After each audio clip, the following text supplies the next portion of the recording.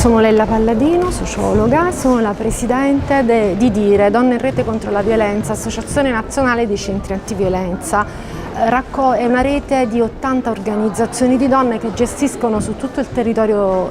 nazionale, in 18 regioni, ad esclusione del Molise e della Val d'Aosta, quindi un centinaio di centri antiviolenza e 55 case rifugio, all'interno dei quali le donne trovano accoglienza, ascolto e soprattutto la possibilità di uscire da situazioni di violenza sia intrafamiliare che violenza maschile contro le donne. La nostra rete ha un ruolo principale di intervenire a livello nazionale e anche a livello locale per operare la trasformazione radicale della cultura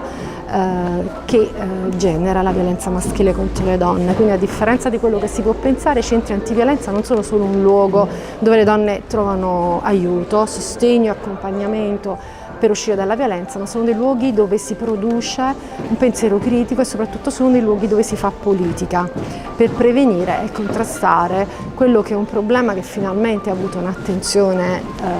l'attenzione che merita, ma per il quale c'è ancora tantissimo da lavorare. Stamattina mi è stato chiesto di parlare delle criticità nella rete tra i centri antiviolenza e soprattutto il sistema locale di welfare, quindi la criticità di lavoro tra le operatrici dei centri antiviolenza e gli assistenti sociali territoriali, con tutto quello che ne deriva per i mandati diversi e soprattutto per la cultura